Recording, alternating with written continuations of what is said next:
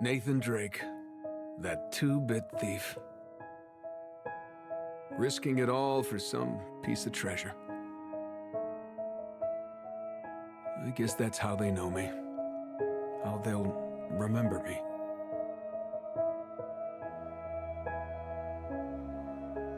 But that's not who I am.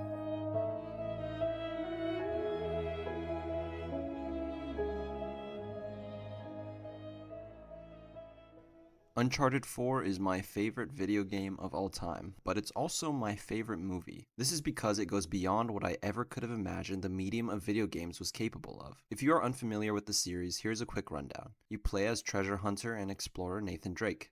Gameplay involves cover shooting and climbing through ancient ruins and lost jungles with some puzzles sprinkled throughout. The games are known for their bombastic action set pieces and likable characters. There are 4 games in the main series, and in my opinion, Uncharted 4 is the best of them all. Although Uncharted 4 is one of my favorite video game experiences of all time, I do not actually consider it to be a 10 out of 10 game. In fact, I think that when it comes to gameplay, Uncharted 4 is actually somewhat mediocre. However, where Uncharted 4 truly shines is the story. Previous Uncharted games did have fun stories, but Uncharted 4 fulfills the latent potential the games have always had when it comes to creating a compelling narrative. Warning, this video contains spoilers for Uncharted 1, 2, 3, 4, and the Uncharted movie. Before discussing the story of Uncharted 4, I think it's helpful to briefly discuss the plot and character arcs of the previous 3 games. In Uncharted 1, Drake's Fortune, Nathan Drake is initially characterized as a charming treasure hunter with a penchant for history. However, he is shown to be somewhat unscrupulous. He has little regard for the law and other people and seems to be largely motivated by money. The camera crew, and I promise you that... Son of a bitch. Hey! Should have seen that one coming. However, by the end of the game, he overcomes greed and proves he is a good person at heart by stopping others from obtaining a cursed treasure. In Uncharted 2 Among Thieves, Nathan is still set in his thieving ways, this time with the help of associate treasure hunters Harry Flynn and Chloe Fraser. However, he is betrayed by Harry, who is secretly working for a warlord named Lazarevich. What the hell are you doing? Sorry, mate. This is where we part ways. Wait, Flynn, we had a plan. No, you had a plan. Turns out I've got one of my own. Nathan is largely motivated by revenge against Harry and Lazarevich. In the end, with the help of his friends, Nathan once again makes the right decision, stopping Lazarevich from gaining a potentially destructive power and dismissing his own vengeful aspirations. Uncharted 3 Drake's Deception once again has Nathan searching for a lost city. However, it delves more into Nathan's origins and his connection with legendary explorer Sir Francis Drake. We find out Nathan has been estranged from his wife, Elena Fisher, largely due to his pursuit of his own legacy. Nathan becomes closer to death and hallucinates his own loved ones dying, more so than he has in previous games. No. Please. Sully.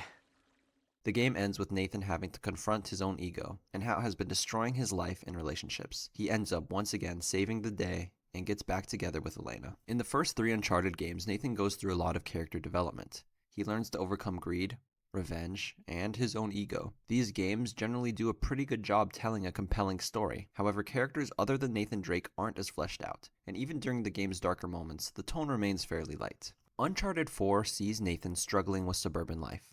He works a job as a salvage diver and lives with his wife, Elena. However, his long-lost older brother, Sam, unexpectedly returns.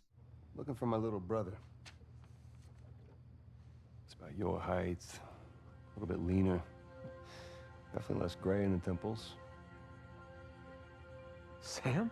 He and Sam are orphaned as children, and we see what their relationship was like back then. Additionally, we see their exploits as young men. With the help of rich Rafe Adler, the 3 men search for the treasure of infamous pirate Henry Avery. However, in a prison escape gone wrong, Sam is shot and seemingly dead. Sam, no. No, you hold on! Hold on! Sam!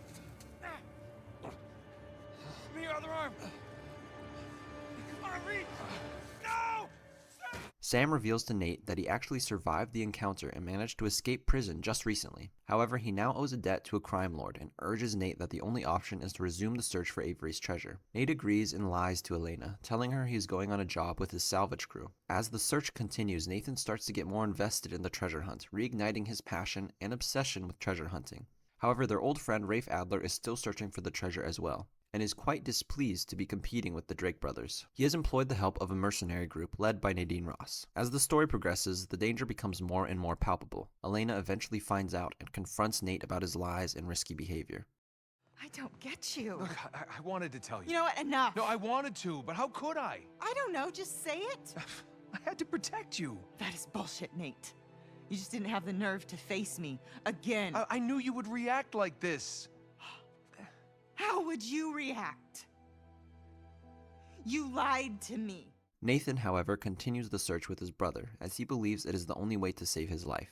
Nathan and Sam eventually discover Libertalia, a secret pirate utopia built by Henry Avery and several more famous pirates. However, they are cornered by Rafe, who reveals to Nathan that Sam lied about owing money to a drug lord. He owes him a lot of money. Whoa, what the hell are you talking about, Nate? Hector Alcazar died in a shootout in Argentina like 6 months ago. I'm the one that got Samuel out.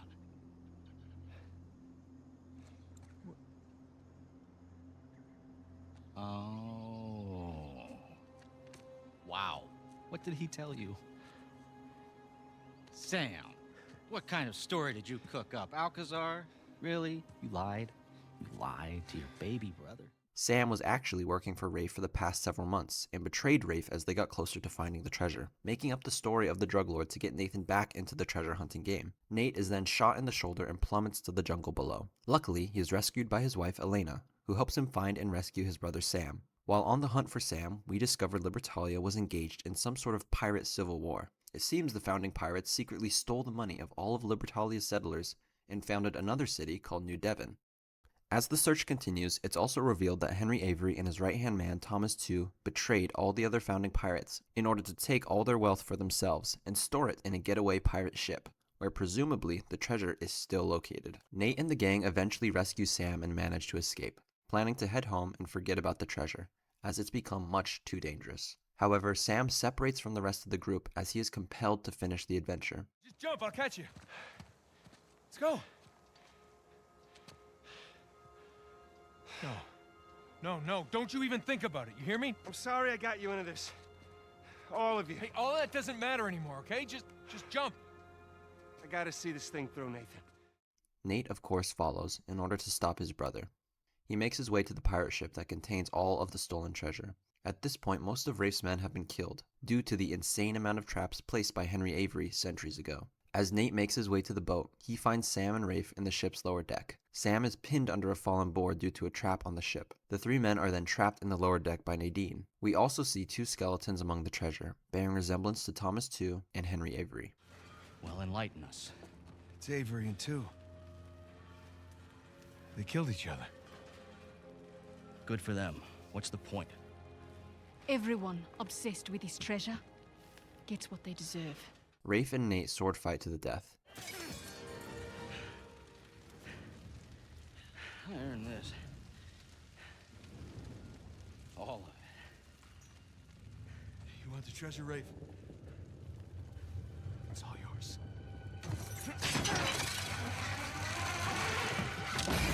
Nate comes out on top and manages to blow a hole in the side of the ship. Nate and Sam then swim to safety while the ship and cave collapse behind them. The game ends with everyone back home. Nate and Elena plan to start their own professional treasure hunting business, and Sam plans to seek his own fortune with the help of Sully. The game ends with a nice epilogue, where you play as Nate and Elena's daughter, and shows that everyone lived happily ever after. You're saying that you were attacked by pirates after you found the coffin of Sir Francis Drake. Is that right? Yeah, that pretty much. Uncharted 4's story is much more complex than previous games. Beyond Nathan, we see a lot of character development and depth regarding his brother Sam. In fact, we even have a gameplay segment where you play as Sam instead of Nathan, which is a first for the Uncharted series. There are also segments where you play as young Nathan, which sheds some more light on the relationship between Nathan and his brother. The tone of the game is much more serious. All previous Uncharted games actually involved some supernatural element. Uncharted 1 had the Descendants, Uncharted 2 had the Guardians, and Uncharted 3 had the Jinn. Uncharted 4 has no supernatural elements whatsoever. This is probably an attempt to have the game be taken more seriously and seem more grounded. The plot is also very tight. Along with experiencing Nathan's story, we are uncovering the story of Avery and his pirate utopia, which lends some interesting parallels to Nathan's story. Henry Avery serves as a cautionary tale.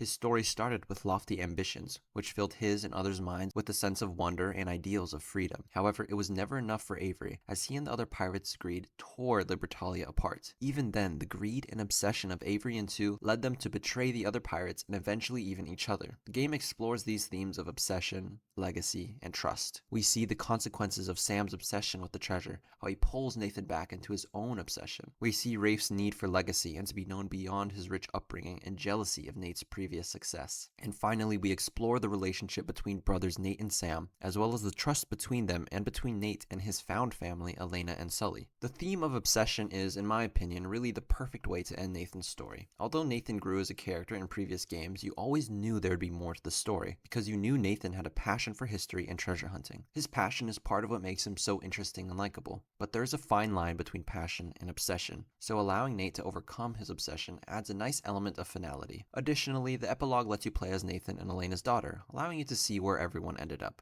You find out Nathan and Elena work together to redirect that passion into a positive and less dangerous outlet. This is a nice touch that gives a lot of closure to the series. Over the course of the Uncharted series, you can't help but to grow for these characters, and Uncharted 4 really ups the ante when it comes to the quality of writing. Dialogue is smooth and witty, the plot is really engaging with enough twists and turns to keep you guessing. It all resolves in a satisfying way, when you see Nathan is able to overcome his flaws and his own obsession for the sake of those who matter the most to him. And this is all done with the backdrop of a lost pirate city and their past conflict that mirrors the current search for the treasure. Uncharted 4 is an amazing movie.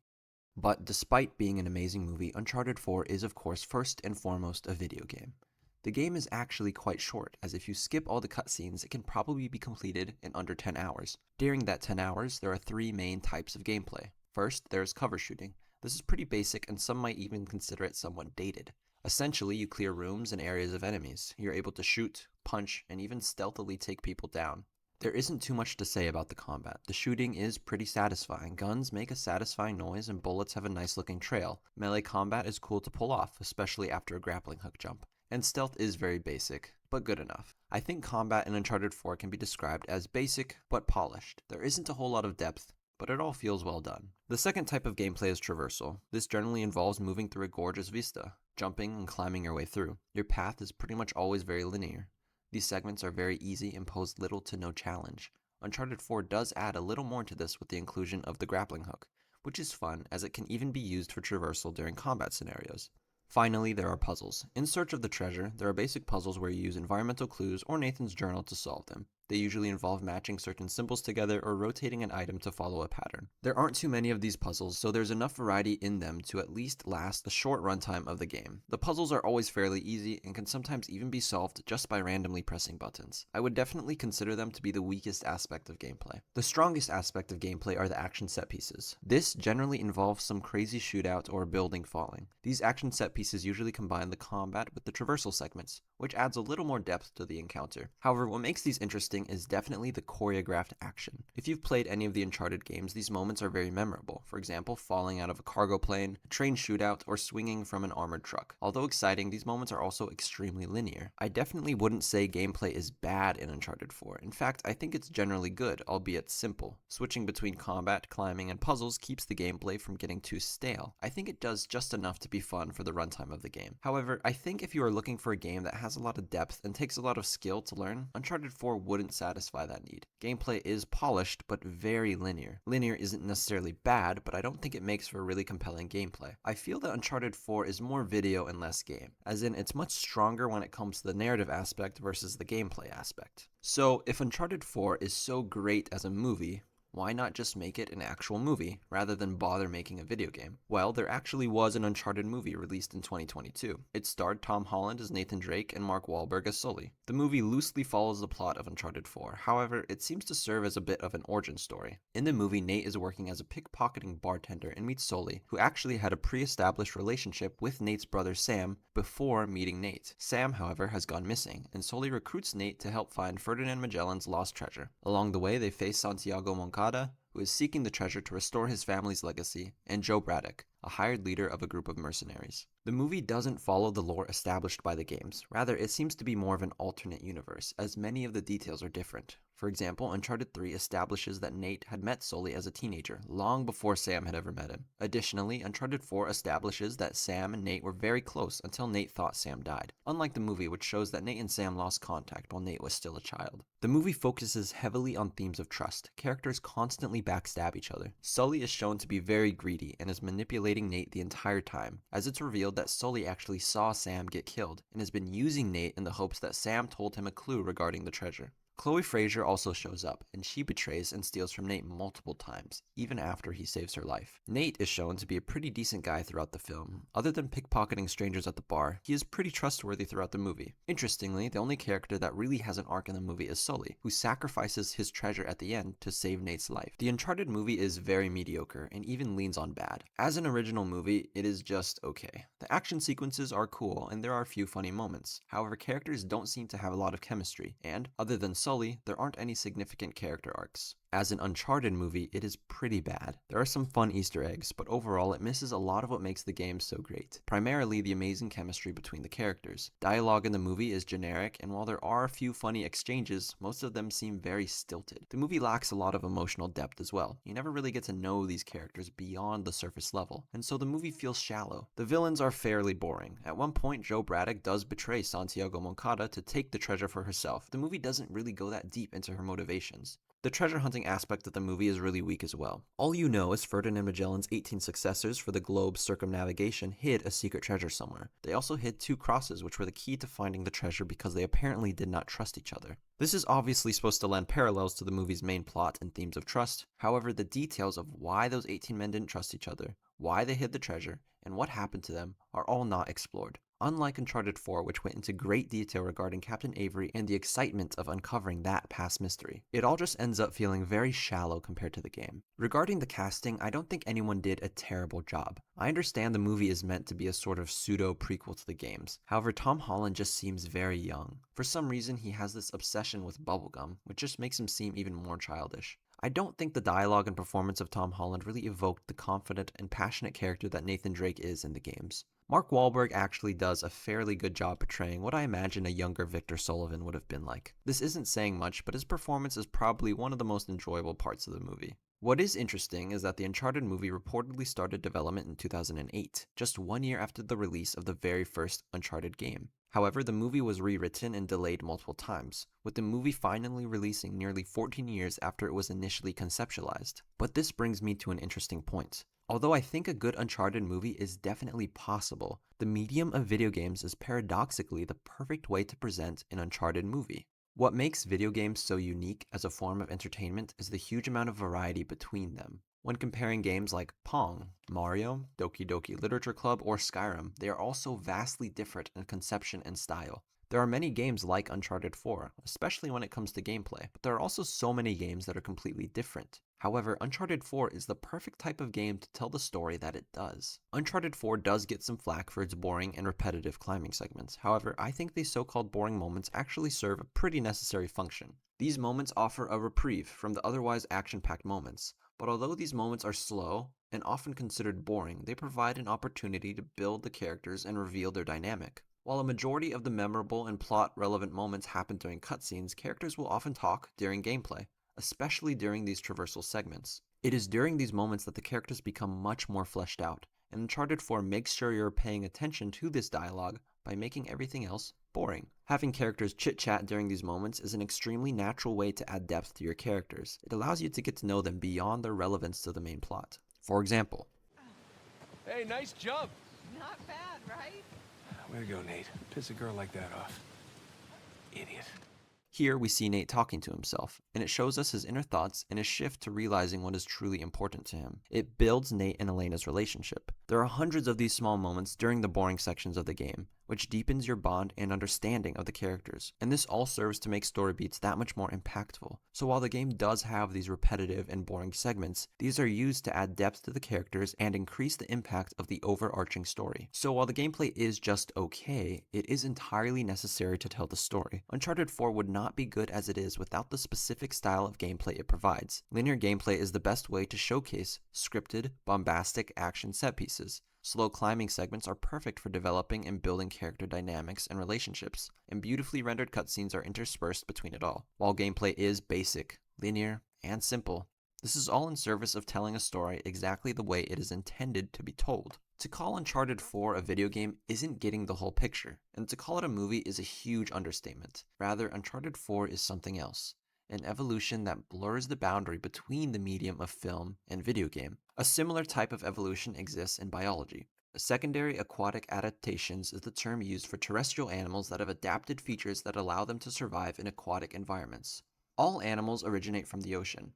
However, after millions of years of evolution, many animals began to live primarily on land, while others remained in the ocean. Those animals that stayed in the ocean are now known as fish. On the other hand, one such animal that evolved to live on land was Pachycetidae. However, with the passage of time, Pachycetidae evolved more aquatic characteristics, such as fins from arms. Many generations later, we now have dolphins, a modern-day ancestor of Pachycetidae. Life began in the ocean, which gave rise to land-dwelling animals. However, some of those land-dwelling animals returned to the ocean, creating a creature with both terrestrial and aquatic characteristics. Uncharted 4 exists in a similar vein. Movies were one particular niche of entertainment and video games another. Games in their genesis were entirely focused on gameplay, with little thought, if any, put into narrative. However, as games evolved and the industry began to grow, many ecological genres and niches were explored. Some video games began to lean back into the narrative aspect that movies were known for. Uncharted 4 is one such game. Just as the dolphin returned to the water, Uncharted 4 has returned to storytelling. The line between video games and movies has become increasingly less obvious. Due to the flexibility of video games as a medium, there are many ways to express and build the experience. Uncharted 4 leans heavily into this idea. The narrative of Uncharted 4 is excellent. The gameplay